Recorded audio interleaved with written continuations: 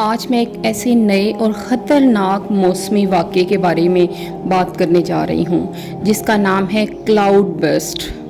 پہلے ہم نے اس کا زیادہ ذکر نہیں سنا تھا، مگر حالیہ دنوں میں یہ اسکردو اور پھر دوسرے دن سوات اور منگورا میں پیش آیا ہے۔ کلاؤڈ برسٹ اصل میں ایک ایسا واقعہ ہے جس میں بہت تیز بارش اچانک بہت کم وقت میں اور ایک محدود علاقے میں گرتی ہے۔ ایسا لگتا ہے جیسے بادل پھٹ گیا ہو اور یکدم پانی برسنے لگا ہو۔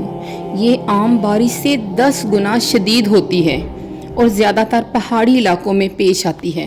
سائنس کے مطابق جب بادلوں میں نمی بہت جمع ہو جائے اور ہوا کے دباؤ یا درجہ حرارت کی تبدیلی کی وجہ سے ایک جگہ پر رکے رہیں تو اچانک وہ سارا پانی زمین پر گر جاتا ہے۔ یہی وجہ ہے کہ پہاڑی علاقوں میں کلاؤڈ برسٹ زیادہ ہوتا ہے۔ اس کے نتیجے میں اچانک سیلاب آ جاتا ہے، گھروں، کھیتوں اور سڑکوں کو نقصان پہنچتا ہے اور سب سے بڑھ کر قیمتی انسانی جانیں ضائع ہو جاتی ہیں۔ یہ ہمارے لیے ایک بڑا المیہ اور سبق ہے۔ کل ایک بڑا المناک واقعہ پیش آیا۔ مانسہرہ، منگورا اور سوات میں کلاؤڈ برسٹ کے نتیجے میں لوگوں کی جانیں اور مال ضائع ہوا۔ یہ حادثہ ہم سب کے لیے ایک یاد دہانی ہے کہ زندگی کتنی غیر یقینی ہے اور اللہ کے فیصلوں کے آگے انسان بے بس ہے۔ یہ حادثہ ہمیں سبق دیتا ہے کہ ہمیں ہمیشہ اللہ کی طرف رجوع کرنا چاہیے۔ اب سوال یہ ہے کہ ہم پاکستانی مسلمان اس سے کیا سیکھ سکتے ہیں؟ ہمیں سمجھنا ہوگا پہاڑی علاقوں میں غیر محفوظ مکانات نہ بنائے جائیں۔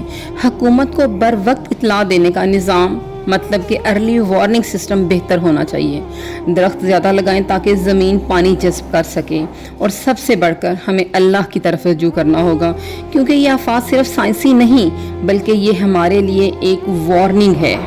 رسول پاک صلی اللہ علیہ وآلہ وسلم نے فرمایا، قیامت کے قریب بارشیں زیادہ ہوں گی مگر زمین پر سبزہ کم اگے گا۔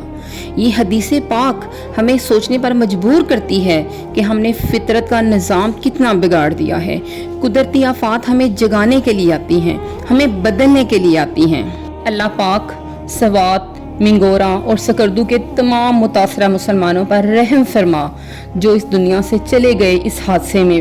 انہیں جنت الفردوس میں جگہ عطا فرما، زخمیوں کو شفا عطا فرما اور بے گھر ہونے والوں کو سہارا عطا فرما۔